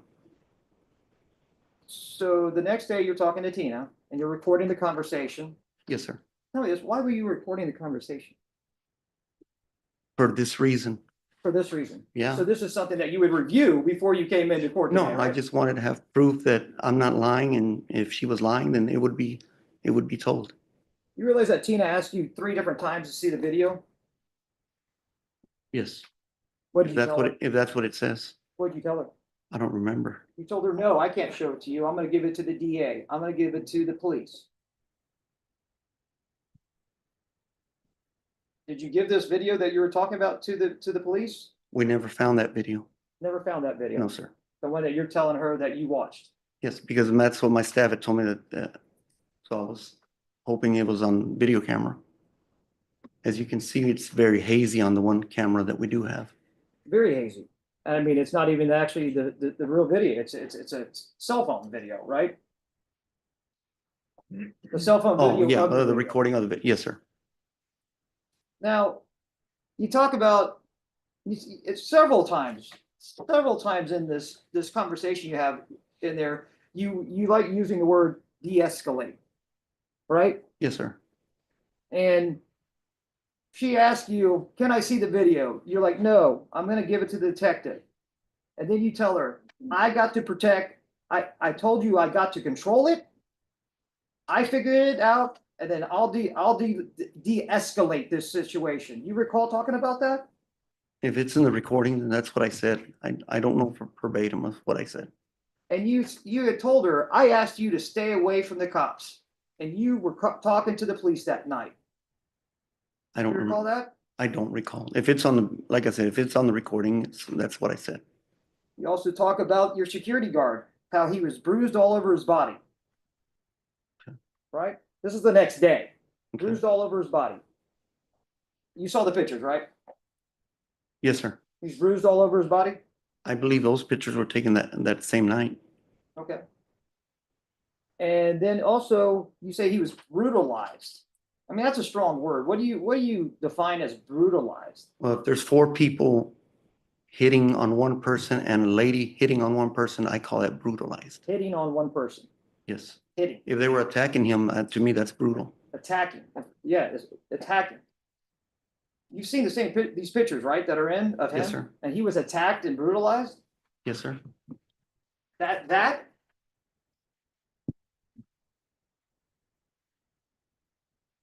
Look right here. Yes. I mean, Have you seen the video? I mean, have you seen the pictures of what you caused? Oh, I've seen them. Yes, yes, I've seen them. Which one's brutalized? Both are. Both are? Yes. Both of these? You have four guys and a lady attacking a gentleman, and you don't call that brutalized? I call that brutal. Okay. One-on-one, different. You don't think what you did by kneeing him in the stomach and tearing his intestines isn't brutal? Well, if the whole video would show everything, if we had the whole video, if some people call it brutal, we stopped a tragedy. I stopped a tragedy from happening. So again, we realize that this video of you kneeing him doesn't come up until weeks later. You're having this conversation with Tina Jimenez the next day. And then the text messages that have been entered, well, partial, your text messages have been entered into evidence, go over a period of a few days up to like the 24th or so. Is that fair to say? That's fair to say. And then at some point, did y'all stop communication? Yes, sir. And that was within probably, and tell the jury, like within the first week or so? Maybe, yes, maybe a week, whatever the dates are on the phone. The phone will be accurate on the pictures. And so you actually had that conversation with the phone call, and then you, within the first day or on that day, and then the text messages last a few days, and then you don't have any more contact with her. And then later on, Detective Gross actually contacts you. Is that right? Yes, sir. And that's probably within a week or maybe like a week or two. More or two, or it was further down the line. Wasn't quick. And that video of you kneeing him hasn't surfaced yet. I don't remember. But I mean, you spoke to the police before it surfaced, right? Yes. And you spoke to Tina before it surfaced, Yes. and you talked to the officers that night before it surfaced. Is that correct? Yes, sir. You never mentioned to any of them that you need somebody in the stomach as hard as you did on that video, did you? I didn't realize I did it that hard. I didn't realize there was so much going on. I didn't even remember that I did that. It was just so chaotic. You didn't mention to anyone that you hit Pablo at all. I didn't even know it was Pablo. You knew you didn't know it was Pablo at the time, but you knew Pablo had been hit and was on the ground that night, though. You found that out. You testified to that just now. Yes, sir. Later on that night, correct. So you knew that. Afterwards, after all this. Talking to Tina the next day, you knew you're the one that need Pablo in the stomach. No, sir, I didn't. It was so many people, they were fighting. I didn't know who was what or what. I didn't know that was him that I hit him in the stomach. You never mentioned that you hit anybody that night to any of the individuals I mentioned, the detective, the officers, or Tina for that matter. You didn't say that to anybody. You didn't tell anybody that particular night that somebody was reaching for a gun and you had to knee them. You didn't tell that to the detective. You didn't tell that to Tina. But then all of a sudden, when this video arrives, then tell me this, is that when you change your story? I never changed my story, sir. Well, you left a large portion of the night out. No, the detective left a large portion. He didn't do his work on what needed to be done on the case. You got this video. Okay. He didn't get the rest of the story. Who defended me? Did the state defend me? It was one-sided. They saw me put the knee, that small video. It looks bad. I will say that. Really bad, right? Yes, I'm sorry. I injured somebody that was committing a felony. I'm sorry. He's committed a felony. He's assaulting a security guard, and through Texas, that is a state felony. So real quick, but y'all not present, y'all didn't want to press charges and y'all chose not to press charges. Is that correct? Correct. Okay. Let me ask you this. This is a direct quote. I don't care how bad Pablo is, he is a civilian. Did you say that? I don't remember. Now, what's the context? You just read It's in the phone conversation you have with Tina. if it's on the phone conversation, it is. I mean, I don't, again, it's like the video. It's a small clip of what was the conversation. I don't, if I said it, I said it. Okay.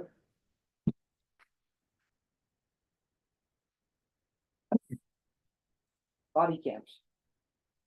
Yes, sir. Your security guards have body cams. Uh, They have to buy their own body cams, so some of them can't afford them. Where are they? Where are those body cams from that night? I don't know. You don't know. I don't know if Anthony was wearing one. I don't. I know Scott had one, but he wasn't even inside. Let me ask you this. Out of all those body cams that maybe or maybe not there, how many were turned over to the police? I don't know. Were there any? I don't know. Did you turn over any body cams to the police? No.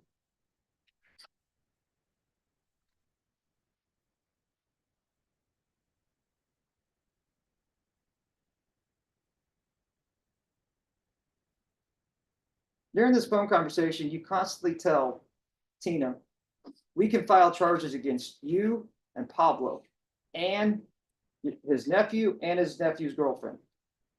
Felony charges. Do you remember constantly telling her that? If it's in the audio, then recording it, yes. And you speak about, I'm gonna talk to my security guard about not filing charges. Okay. And then you also say, I don't have to file charges against the girl. You recall that? If it says on the audio, I believe you. And that's the way you were de-escalating. You're de-escalating the situation. You're telling her that we won't press charges Okay, if that's what I said, if you don't press charges. To Tina, you're saying if you don't press charges, we won't press charges. okay.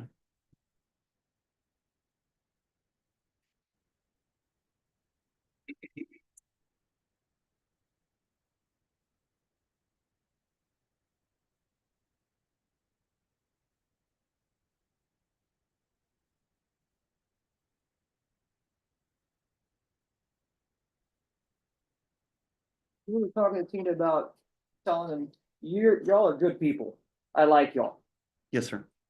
And Pablo might have been a little drunk, but he wasn't plastered. Right, He was having a good time, correct, a very, very good time. correct. And in fact, he was giggling when he had spoken to you at one point. Yeah, he had,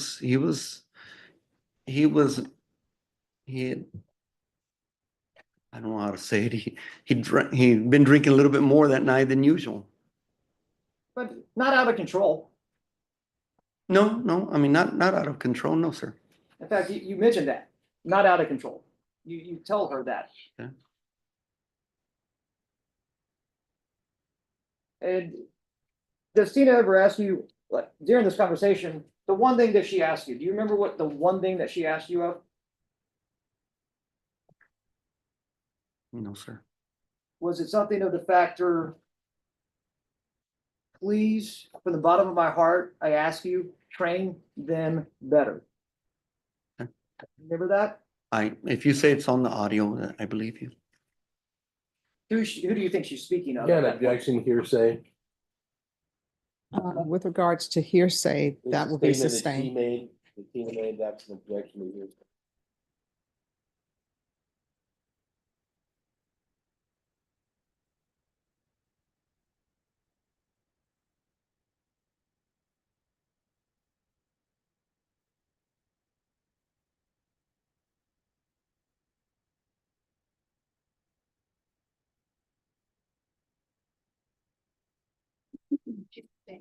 Oh, Oh, sorry. I'm so I sorry. apologize, Jess. I apologize. I did not hear that. My hearing, I apologize. Do Thank you you, recall Cindy. telling Tina? I didn't know what happened when I saw you outside. Do you remember that? I don't remember. If it's on the audio, then that's what I said. And you told her that then you went to the police officer. And that you didn't like that, right? If it's on the audio, yes, sir. Now, I'm gonna ask you, did you state this statement to her? I have a legal right to do whatever means it takes to de-escalate. If nobody is listening, they can keep coming and then I'll push them or shove them I do whatever it takes to de-escalate. That's, I mean, yes, that's what I will do. Do you believe you can do whatever you want? No, no, it's not whatever. It's, if somebody, let me start from the basics. If we don't like their attitude, we ban them. If you're raising a baseball cap around, then we escort you out. We don't, I mean, it's just, it's broad, whatever means, it depends on the situation.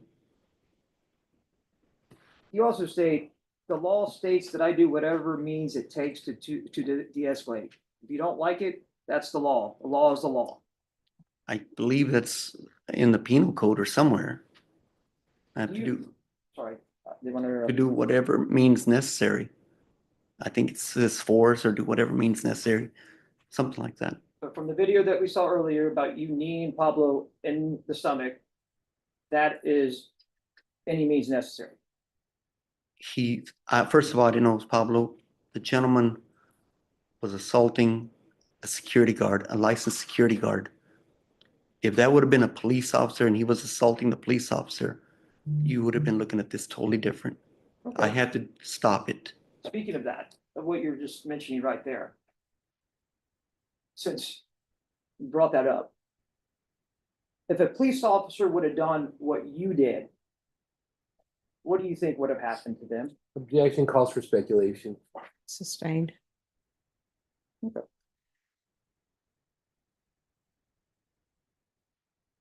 One of the last things you tell Tina is that you'll have to hire an attorney. She'll have to hire an attorney, Esperanza, that is. Because we'll file charges. And then she'll get arrested. She'll have to make a $15,000 bond. And just to prove that she is wrong. Do you recall telling her that? Once again, sir, if it's on the audio, then I said it. I'm not denying it. Okay, thank you. Well, let me ask you this. Who owns the security company that works at your establishment? A grunt security, as my wife owns it. Your wife that is sitting right back here? Yes, sir. And she's the main stakeholder in that. She owns that business. Yes, sir. So she would know where all the body cams are, right? Well, no, there's in a security company, there is a manager. It's not like a regular Walmart manager. There's an actual manager that is in charge, and that he does all the DPS reports and does all that stuff. But she owns the company. Yes, sir. Okay.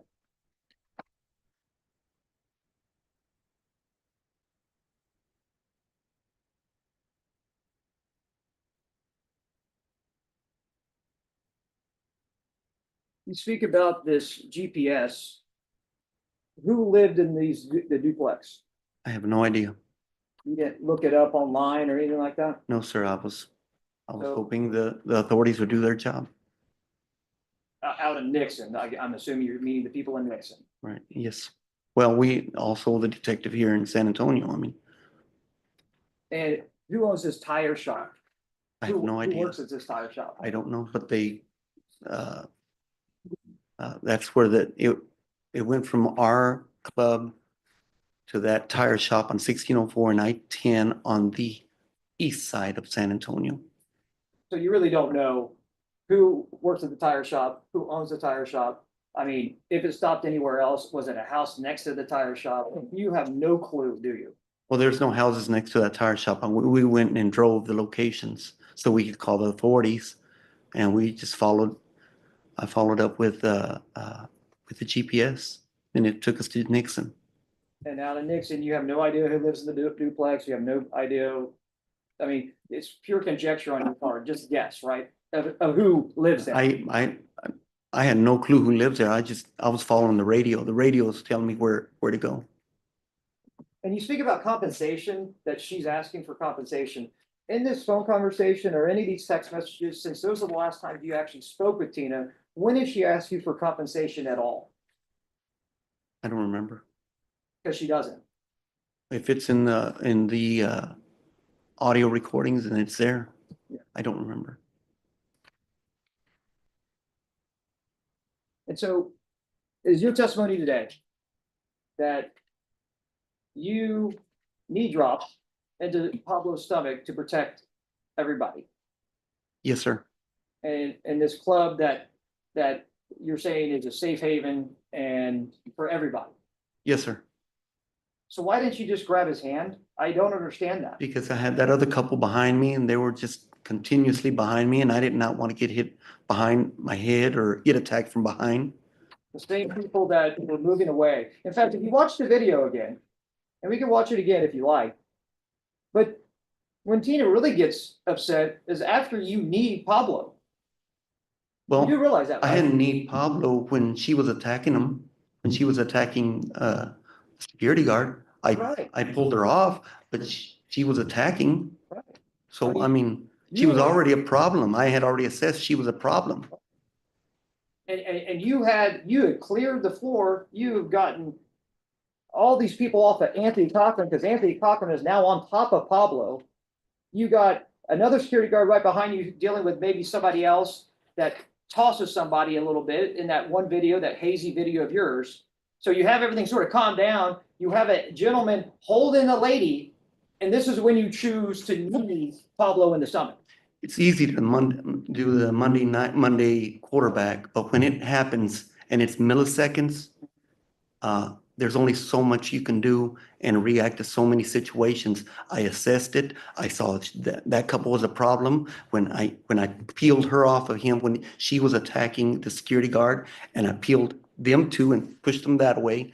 And then I pushed the rest of the people off, and they scared them, and they just started peeling away like an onion, just keeping it. Now, once you start scattering and dissolving it, then it gets clearer. But if I still have a threat behind me, I couldn't say, oh, well, he didn't do nothing. It's just her. I couldn't just say that. To me, that was a threat, because if they were attacking the security guard when I got there and I pulled them off while they were swinging and attacking the security guard, they are a threat. I don't care if now he's just holding her back. And I'm not doing, no, sir. He was a threat. At one point in that situation, they were both a threat. And that's how I felt. That's what I did. You know, I did what I did. Nobody got injured. Nobody else got injured. There was not a massacre that the weapon did not get loose. No, that's it. I did not want to have a tragedy on my life, on my conscience, that somebody got shot up at a club. You don't think this is a tragedy? What happened to Pablo? He was committing a felony assaulting a security guard. On his back? Yeah, that's to your advantage, that little clip. Where's the rest of that? I don't know. I mean, you have cameras, 14, 16 cameras in this establishment, but only one shows up that's off of a camera from a phone. So you tell me. No, it's not from a phone. We recorded it because we did not want to lose the video on the monitor, because we've lost video before trying to download it. So it's not that I did it. We did it for a reason. And the cameras are not for the customers. They're for the theft. That was just one camera that has a broad for roughly 30 to 40 feet. Well, you talk about a lot of safety, and you have 8 to 12 security guards, and there's like 800 people in this place, but all your cameras, all 14 or 16, only one that's hazy is actually filming anybody out on the dance floor. Is this the first fight you've ever had in this establishment? That camera was not for business when we're open. That camera's for during the week if we get broken into. Okay. Because as you can see, they're not clear with no lights, and in the blinking lights or the strobes, you can't get clarity. So it was just a broad range of a camera. So if somebody broke in, we could see that in general. Because yes, we had maybe 2 cameras per register, sometimes even 3. So because that's where the theft was. You spoke about being a very safe club, correct? When your attorney was talking to you. Yes, sir. You talked about that you had to have, like, for every 200 people, you had to like have 2 or one security guard. Am I remembering that right? Yes, sir. Okay. There's a matrix. Yes, sir. But any given moment, during, especially Saturday night, you would have 8 to 12 armed security guards in your establishment. We strive to have as many as possible because quite frankly, a lot of people don't want to work. So if we got 8, we're happy. If we got 12, it's okay because at least we're not understaffed. So So we're, on this particular night, you would have had at least the minimum of 8, uh, and you would have had body cams on some of them probably. Maybe, and they own their own body cameras, but I think there was, see. I don't know if there was 5 or 6 that night. I don't have the head 5 or count. 6 body cams. No, 5 or 6 security guards. I didn't say body cam, sir. But none of those body cams ever, the footage never got to the police. And the only footage from inside this very safe establishment is one hazy camera that was filmed by a phone on a computer screen, right? Yes, sir. And you have fights inside of this establishment. This is not the first one. It's a club. That was a question. So is that a yes or no? Yes, You had some before, correct. several before, haven't you? Yes, You've had other altercations at this establishment. Is that correct? yes, sir. Objection relevance. Overruled. Correct? Yes, sir. And even after this incident happened, you've had altercations and fights at the establishment, correct? Yes, sir. And on all of those, how many videos made it to the police for them to investigate? Well, I mean, the fights. Yes, objection. Those are other incidents that are not relevant to this. Objection relevance. All right, I can have parties approach.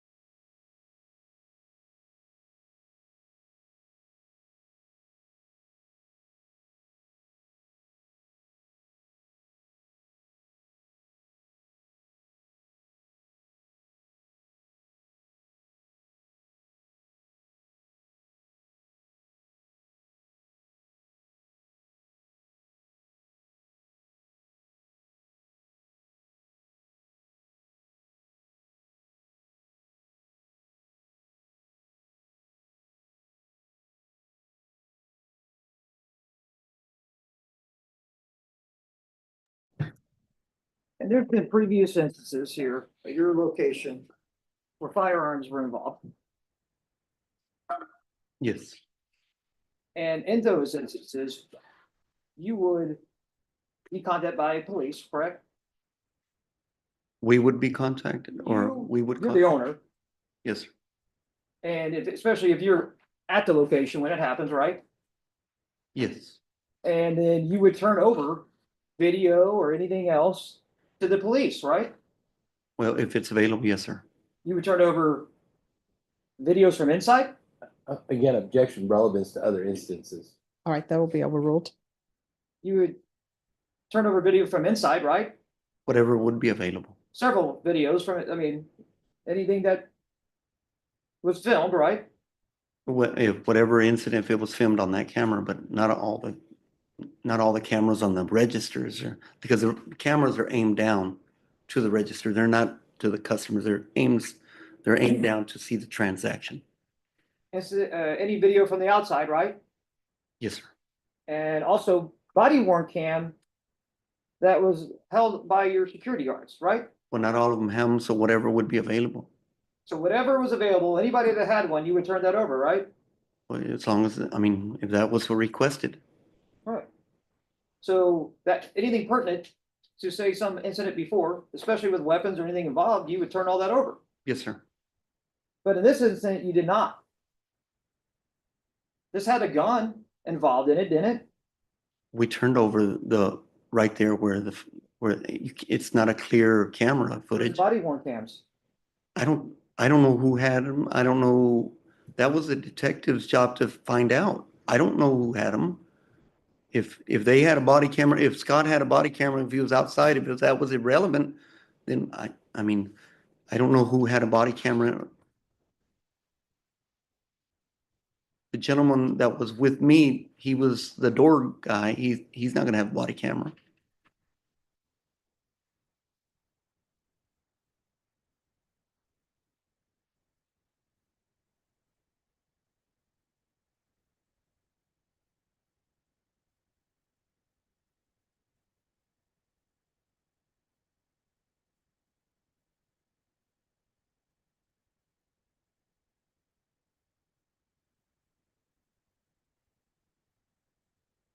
Now, in September of 2023, that's in September, this happened in August 20th, 2023, but in September of 2023, you spoke with Detective Gross. Whatever the date is, yes, sir. Yeah, in September, to be fair. And do you remember saying that that the victim of the ag assault SBI, which is Pablo, you knew at that point he was the victim because he'd already had surgery and everything, right? I believe Detective Gross had told me about him. And you say to the detective, I didn't even touch him. You remember saying that? No, I know he had asked me about the lady and her husband or her boyfriend or her husband, whatever it was. And then that's when I said I didn't touch him, but I got confused. Oh, so you're confused on that one? Yes, sir. I mean, if you listen to the audio, you could hear that I'm confused. So that says it on the audio. If it That's says it, accurate. it says, but I was confused. Pass the witness, Your Honor. All right, defense. Mr. Rendon, do you think it's your job to investigate crime or is that the police job? I trust the police job to do it. And so if a police officer was talking to a security officer, a police officer would know if he's wearing a body cam because he could see it, correct? Correct. And you don't pay for body cameras for officers. No, sir. It's very expensive, isn't that correct? Yes, sir. And there are some that choose to do it and there are some that choose that they can't afford it. Correct. And the ones that have it, often they keep possession of the video on top of the camera, right? Is Yes, that sir. Correct. So you don't even have that in your possession. Correct. The camera is actually in possession of the security officer. Yes, sir. But you would know that if a police officer was standing in front of somebody, when you see the ones that do have security cameras, you can tell that they have one on, correct? Yes, sir. Because it's usually mounted on their chest. Correct. And there's a video in this case, and we could see, and the jury could see, and you could see, if we went back and watched that video, whether Anthony Cochran had a body camera, right? Correct. But you don't remember now whether he did or did not. I do not. All these videos that we're watching of the door, of the dance floor and everything, who gave those to the police? We did. You gave them to the police. Yes, sir. And when the detective called, you tried to talk to him and you tried to answer his questions, isn't that right? Correct. Yes, sir. And the police never served a subpoena on your establishment to get the videos. No, sir. You handed over any video that you had that showed anything related to this, is that correct? That's correct. And that was primarily the camera that was on the dance floor and the camera at the door. Yes, sir. Because the ones that were facing the cash registers, you didn't provide those. Correct. But if the police really wanted them, they could come into your place with a subpoena or a search warrant and take all the cameras. Yes, sir. They could come out and take all your equipment away. Yes, sir. But everything that we're watching is things that you provided them. Why did you provide it to them? I had nothing to hide. And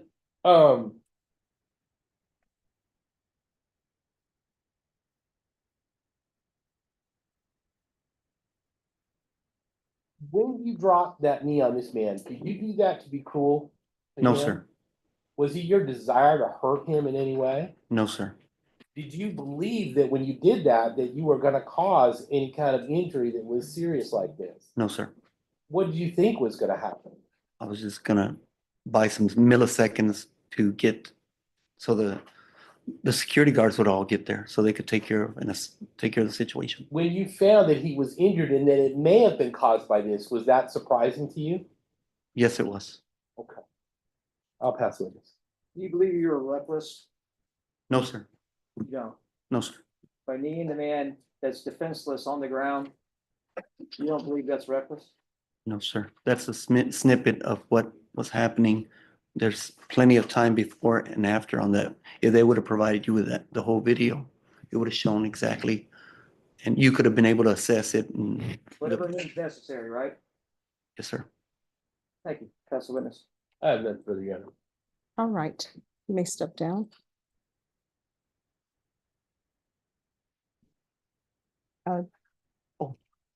Defense, call your next witness.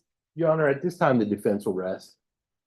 State, any witnesses? State closes, Your Honor. Defense, do you close? Defense will close.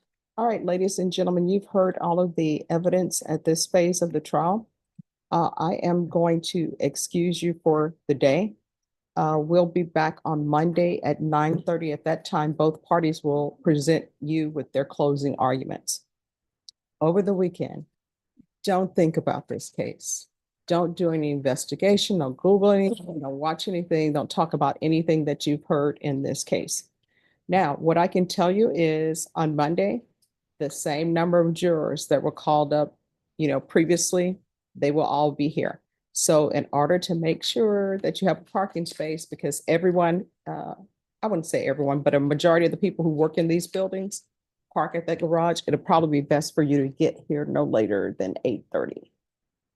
All right, any questions before I release you? All right, everyone, please rise for the jurors. Just one moment.